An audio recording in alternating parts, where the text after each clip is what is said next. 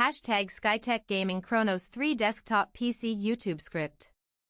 Most people overpay for gaming PCs by buying either bloated systems with way more power than they need or cheap setups that bottleneck after a few months. The Skytech Gaming Chronos 3 sits in this sweet spot where you're actually getting solid performance without throwing money at specs you'll never use. Link is in the description if you want to check the latest price on Amazon. So here's what you're looking at with this build. You've got an Intel i5-14400F processor paired with an RTX 5060 graphics card, 16 GB of DDR5 RAM, and a 1TB NVMe SSD. On paper it might not sound flashy, but in real usage, this thing handles basically everything you'd throw at it without flinching. Let me walk you through what this actually means for your gaming.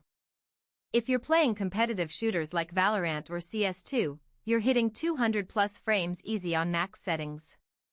Moving to games like Baldur's Gate 3 or Starfield, you're getting solid 60 to 80 frame performance on high settings without constant stuttering. That sweet spot matters because you're not experiencing those frustrating dips that ruin the experience. The RTX 5060 Ti is particularly good value right now because it handles ray tracing without completely destroying your frame rates like older cards would. The processor here is smart because the i5-14400F does what it's supposed to do without unnecessary overhead. You're getting 6 performance cores and 6 efficiency cores, which means it handles gaming, streaming, and content creation without choking.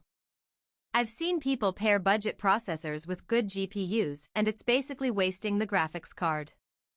This pairing is balanced, which means neither component is sitting there idle waiting for the other. Storage and RAM are where Skytech didn't cut corners.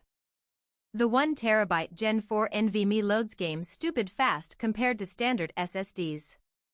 Your load times are noticeably quicker, and if you're into big open-world games, that actually matters for performance consistency.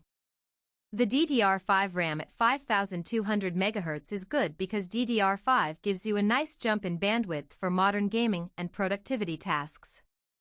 You're not running into memory bottlenecks. Another thing that matters here is the 650W Gold PSU. I mention this because cheap systems sometimes skimp on the power supply and that's where things go wrong.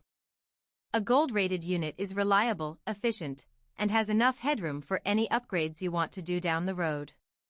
The high-performance air cooler keeps temperatures reasonable without the noise factor of budget cooling solutions. So here's the honest breakdown. The pros are obvious. You get a genuinely capable gaming machine that handles current and near-future titles well, it's priced competitively for the specs, and the component selection shows someone actually thought about balance instead of just throwing random parts together. The included Wi-Fi is convenient too. On the con side, if you're doing heavy 4K gaming or professional rendering, you'll outgrow this eventually. And if you're super into streaming while gaming, you might want to step up to an i7 instead. But for someone who just wants to game at 1440p and play everything without thinking about it, these really aren't deal breakers. This is a solid recommendation if you're looking for a pre-built that won't disappoint you. Check the link below for the current price and availability on Amazon.